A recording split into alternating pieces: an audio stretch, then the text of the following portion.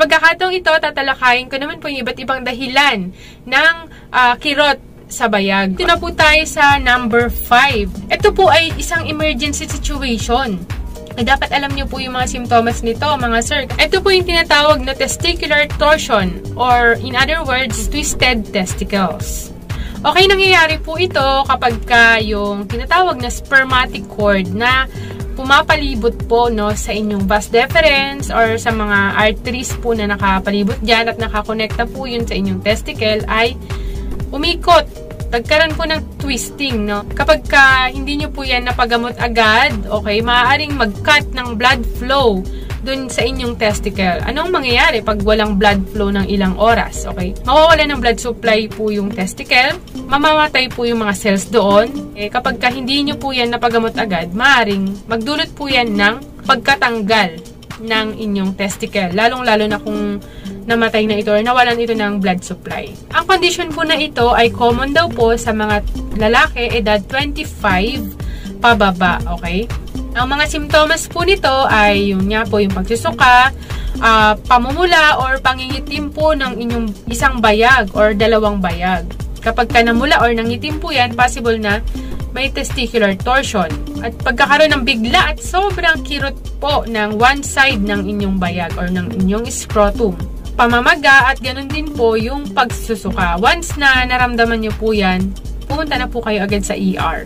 So, ayon po sa American Urological Association, more common daw po affected ang left scrotum kaysa dun sa right. Okay, left daw po yung mostly affected. So, kailangan po talaga itong maoperahan kaagad, Kapag hindi po ito kinaya or hindi ito naoperahan agad, ang worst na pinakamangyayari ay tatanggalin po yung mismong testicle po ninyo.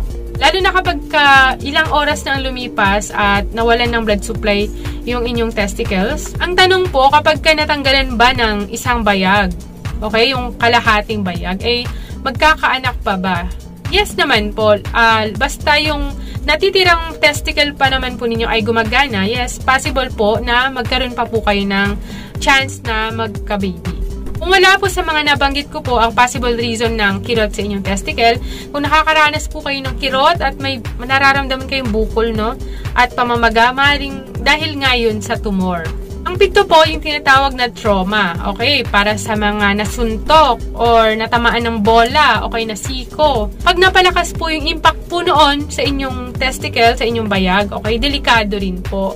O karing pumutok po yung mga arteries po doon or yung veins at magkaroon po ng tinatawag na hematoma. Ito po yung pamumuo po ng dugo. Konsulta nyo po kaagad para magapan ang mga komplikasyon. Okay, last but not the least po, yung tinatawag na varicocele.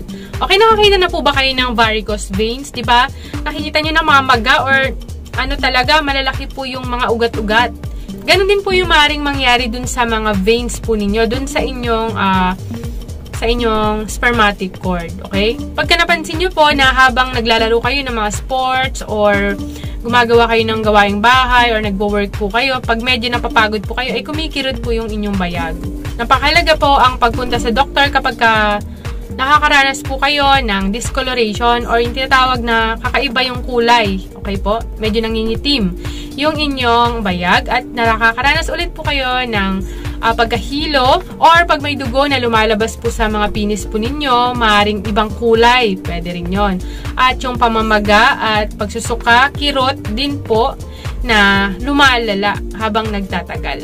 Yan, inuulit ko po muli kapag nakakaranas po kayo ng pamamaga, kirot sa isa or dalawang bayag nyo po, pagkahilo, pagsusuka, maring emergency sign na po yan na pumunta kayo sa doktor. Katulad nga po ng testicular torsion, kapag napabayaan nyo po yan ng ilang oras lang po, pag ilang oras lang na hindi kayo agad pumunta sa doktor, maring matanggal po yung testicles po ninyo.